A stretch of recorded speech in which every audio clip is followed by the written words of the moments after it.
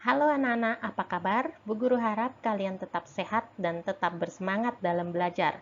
Nah, kali ini adalah materi yang kita bahas mengenai kemagnetan dan pemanfaatannya. Ini adalah pertemuan kita yang ketiga. Baiklah, untuk itu selamat menyaksikan ya. Ya, ini adalah tujuan pembelajaran kita pada pertemuan kali ini dengan nilai sekolah kita, yaitu peserta didik menunjukkan sikap bertanggung jawab dalam pembelajaran daring. Ya, berikut ini kita akan membahas mengenai induksi elektromagnetik. Nah, pada pertemuan yang lalu kita sudah membahas mengenai gaya Lorentz. Tentunya kalian sudah ingat bahwa gaya dapat terjadi pada arus listrik di sekitar medan magnet. Nah, pembahasan yang lebih lanjut tentang elektromagnetik dilakukan dengan membahas konsep perubahan medan magnet dapat menghasilkan listrik. Nah, ini ada disebut dengan induksi elektromagnetik. Nah, jika kalian melihat gambar berikut ini, jadi ada magnet yang keluar masuk kumparan ya. Nah, menurut Faraday, listrik dapat dihasilkan dengan cara menggerakkan magnet batang keluar masuk kumparan. Selanjutnya, Bu Guru akan membahas tentang penerapan induksi elektromagnetik.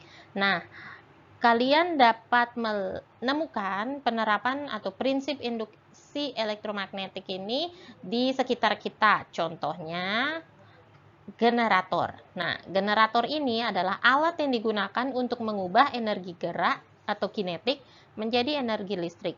Energi gerak yang dimiliki generator dapat diperoleh dari berbagai sumber alternatif, misalnya dari energi angin, energi air, dan sebagainya.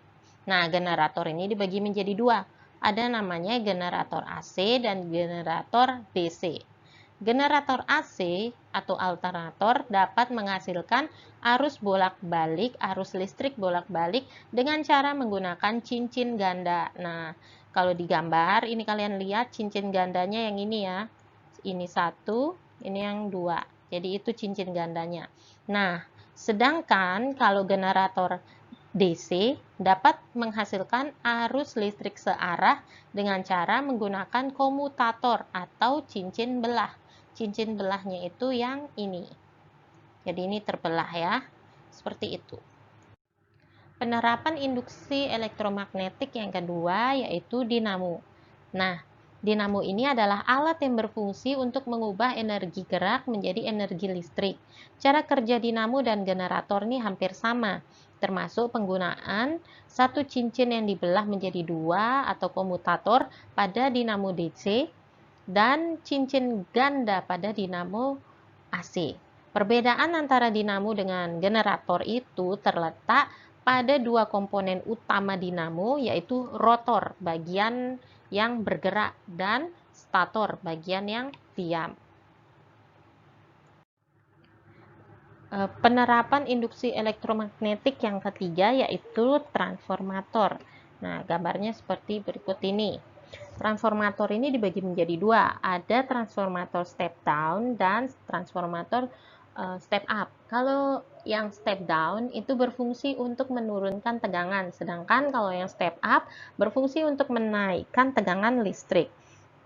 Nah, ini adalah gambar dari trafo step down itu yang bagian kiri atau yang A, dan step up itu yang kanan. Nah, kalau yang step down ini ciri-cirinya yang pertama adalah lilitan primer. Ini kan kalian bisa lihat lilitannya nih ya. Lilitan primer itu lebih banyak daripada lilitan sekunder. Kemudian tegangan primer juga lebih banyak daripada tegangan sekunder. Nah, yang bedanya kuat arus sekunder itu lebih banyak daripada kuat arus primer. Nah, sedangkan kalau step up, ini step up ini yang menaikkan tegangan ya, gambar yang B, lilitan primernya itu lebih kecil daripada lilitan sekunder, lebih kecil ya daripada lilitan sekunder. Kemudian tegangan primer itu juga lebih kecil daripada tegangan sekunder. Nah, bedanya kuat arus primernya lebih besar daripada kuat arus sekunder. Jika jumlah lilitan primernya lebih banyak daripada jumlah lilitan sekunder, maka tegangan pada kumparan sekunder juga akan lebih kecil daripada tegangan pada kumparan sekunder.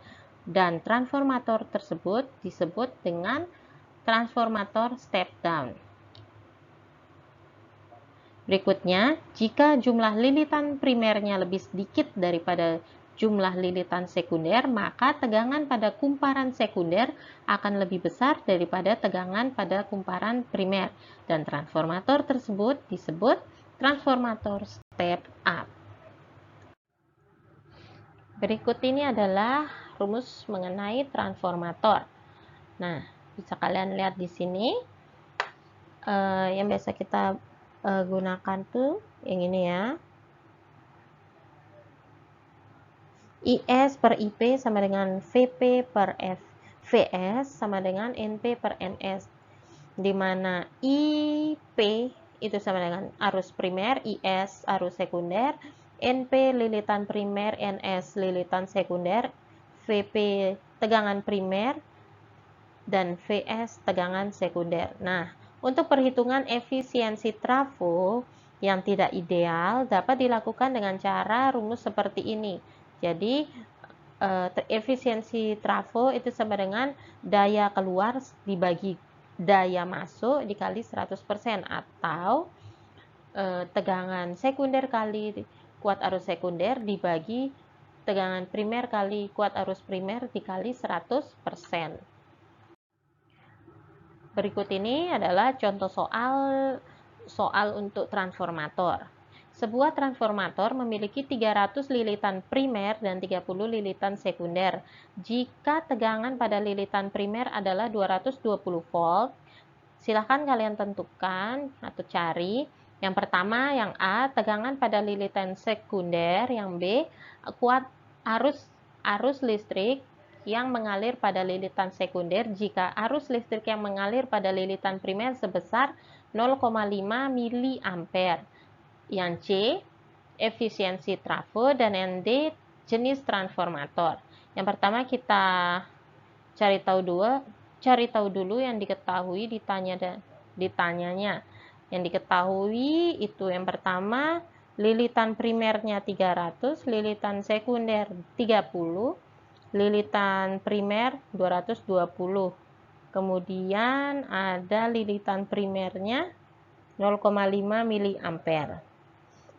Yang ditanya itu ada tegangan sekunder VS, arus sekunder IS, efisiensi trafo, dan jenis transformator. Yang pertama kita cari yang A, yaitu tegangan sekunder atau VS. Seperti rumus yang tadi, itu NP per NS sama dengan VP per VS. Tinggal kalian masukkan nilainya, dikali silang akan menghasilkan nilai 22 volt.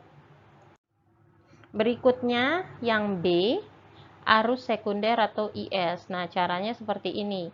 NP per NS sama dengan IS per IP. Tinggal kalian masukkan nilainya, 300 dibagi 30 sama dengan IS per 0,5. Nah, kalian kali silang akan menghasilkan 5 mA untuk kuat arus sekundernya. Dan yang berikutnya yaitu efisiensi trafo. Nah, rumusnya seperti ini ya. Karena yang diketahui itu ada tegangan dan kuat arus, jadi kalian gunakan yang itu. Karena kalau di soal kan tidak ada dayanya, daya keluar dan daya masuk. Jadi tidak perlu menggunakan rumus daya. Ini nggak usah kalian pakai. Jadi rumus yang kalian pakai adalah yang ini. Tinggal kalian masukkan nilainya. Silakan kalian cari hasilnya ya. Di sini Bu Guru belum tuliskan hasilnya. Jadi kalian hitung sendiri. Nah, berikutnya untuk jenis trafo. Karena tegangan primer itu lebih besar dari sekunder dan lilitan primer lebih besar dari lilitan sekunder, maka transformator itu disebut dengan transformator step down. Ini dari ciri-cirinya ya. Jadi kita bisa tentukan bahwa dari ciri-cirinya ini kita tentukan bahwa ini adalah transformator step down. Berikut ini adalah kemagnetan dalam produk teknologi. Jadi, prinsip kerja dari magnet ini dapat kita gunakan untuk produk teknologi ya. Yang pertama adalah ini namanya kereta maglev ya. Ini kereta maglev ini diterbangkan kurang lebih 10 mm di atas relnya. Jadi cepat sekali ya. Meskipun rel dan kereta tidak menempel, kereta maglev yang super cepat mampu melaju hingga 650 km per jam dan tidak akan jatuh dan tergelincir. Wah, luar biasa ini. Berikutnya ada MRI. Nah, ini biasa yang ada di rumah sakit tuh ya.